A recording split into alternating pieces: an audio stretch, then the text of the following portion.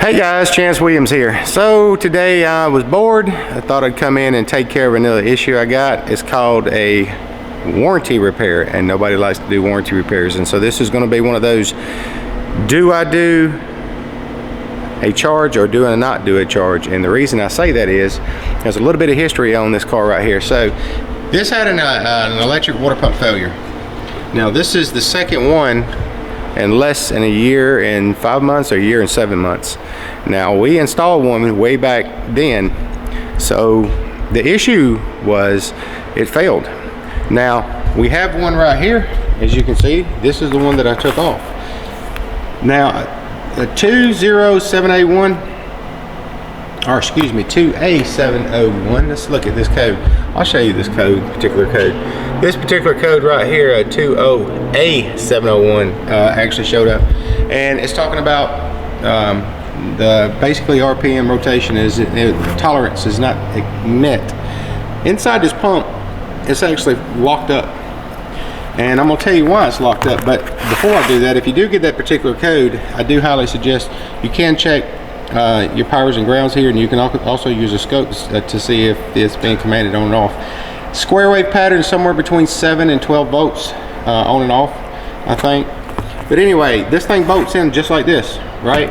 So if you can get this hose off here, and you do have that particular code, and stick your finger up here and you can't turn the impeller, then you need just to replace it. And also check, I'm surprised this one actually didn't blow a fuse, but it didn't, because it's not even working. But it is controlled by the processor. But anyway, I did go ahead and install this water pump. But let me tell you the reason, should I warranty or should I not warranty? The reason is, a month ago or a month and a half ago, 2 months ago, maybe 3 months ago, I don't know, I have to look on the invoice, they called me and told me they had a coolant leak. And I said, okay, well, what do you think's going on? Well, we think the water pump's leaking on it that you put on it. I said, okay, get it in here. Come to find out, it was the radiator. So we put a radiator in there, but during that time they had overheated this thing and they did lose coolant in it, and I was worried to death I was gonna have to replace the pump. So I did not have to replace the pump a few months back.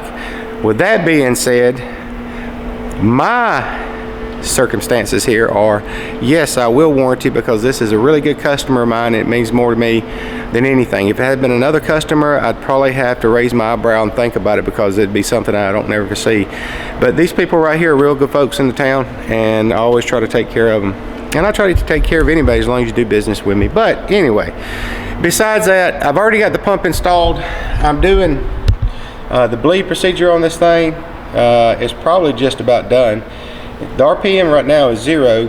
It was going back and forth. It made it up to about 73 RPMs, and it's almost done. I heard a lot of gurgling and stuff like that going on. But these particular cars right here aren't all that bad to actually do. They're just aggravated, and there's just a ton of plastic stuff in here, and you guys know that, and stuff can break. But I just wanted to mention that to you. If you can, grab that hose on the back of that pump, remove it, stick your finger up in there. If it's locked up, put another pump in it. Also, I advise that you check the powers and the grounds on it. And so also check your for your reference voltages and stuff like that on there. You can also use a scope. But as you can see, this thing's running about 190 RPMs right now. So it's just about got all the air bled out of it. It was gurgling quite a bit.